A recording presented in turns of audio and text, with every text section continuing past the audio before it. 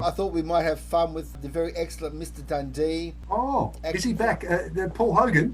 Yes, I've got to say Yeah, that nice. right now on Yeah. Amazon, if you dare, you can see the very excellent Mr. Dundee.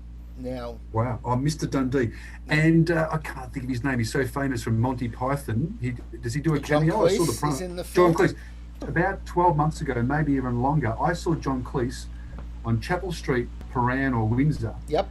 There. No one knew who he was, by the way, because they're all kids there. I'm like, do you know who that is? Nah, nah. So do you think, did he was come to here. Melbourne, well, because of this movie? Was he filming it here? He I was saw here in him. Melbourne filming Yeah. his bit for the very excellent Mr. Dundee. Now, Oh, this wow. film. Look, Mystery solved. this is a bizarre show. This is a bizarre film. It's meant to be set in Los Angeles, but it was mostly shot here in Melbourne. So you have some production flubs in this film that would rival any C-grade film you've ever gotten from Hollywood. There are more technical hitches in this film, bad cuts, obvious green screen shots, bad continuity, all over this place. There was even one shot. Oh, look, it's. Look, I got to be very clear what I'm saying here. Is it deliberate? Are you saying you like it or you don't like it? Wait a Jim? minute. Let me get to that. Okay, I'm Okay. making a very clear point here. Okay. Okay, I am talking right now about the production quality of the film. Okay, it looks terrible, and it is absolutely replete with all these production bloopers that I think anybody would pick up, including including a shot that is meant to be set in Los Angeles that has the Melbourne skyline in the background. Oh my God. Yeah, Steve. that is the standard of the production values in this film.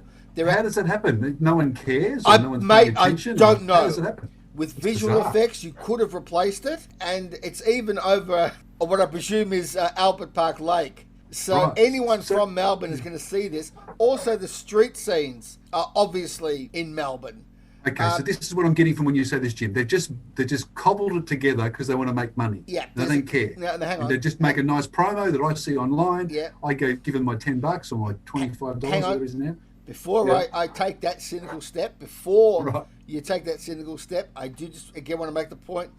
There are other scenes that are meant. There are some location shots in Los Angeles, but there are Right. also shots where they've tried to make out like it's in Los Angeles. For instance, there'll be people who have performed in front of a green screen or a blue screen, and then they've tried to put Los Angeles in the background, and you can just tell how fake the shot is. So, Why didn't they just go to LA? I guess it's cheaper to, well, it's to obviously do it in cheaper Melbourne. to make it here. So, Pat, I'm very emphatically making the point that this film does not look like a classy project. There's a lot of borderline acting in it. Even Hogan sometimes appears to be a bit wooden. Production What's new? wise, so it looks like a really bad film. Okay, that's how it looks. Now, Hogan in this film plays himself.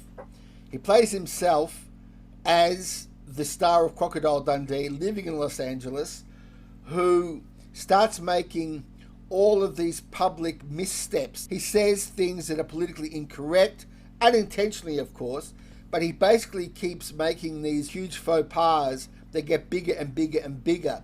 So he unintentionally insults black people. He says all these things that are very, very politically unsound. He's a bit like my dad. And so the story itself is actually quite interesting. Now, I've got to say that at the end of the day, given all that is technically wrong or bad about the film and how clumsy it is, how schmaltzy it is, Pat, Yeah, you it's love it. funny. Right. It's Okay, funny. There you go. You got there. Beautiful. So my analogy would be this film is like the worst player on a football team kicking the goal that wins the grand final. Oh, I like it. At the end of the day, it actually does what it's meant to do, and that's make you laugh. And Hogan, Well, for whatever nice. you say I like about that. the fact that he's getting older, it doesn't matter how old he is. The guy knows how to tell a joke. That's right. That's the scorecard. Yeah. You know who says that? Seinfeld says that. If they laugh, it's funny, job done. Now, That's Jim it. Schembri from jimschembri.com, you said something interesting about there's a big change or a big Yes. move in the streaming Yes. world. Look, the coronavirus has caused a lot of studios to hold on to their big films. So big blockbuster films that we would have seen by now are still on hold.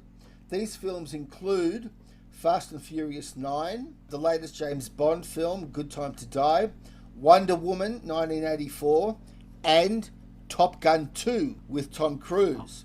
Wow. Now, one of the big films that was meant to go for a big cinema release was Mulan, which is the latest live-action version of a classic Disney animated film. Now, they were holding on to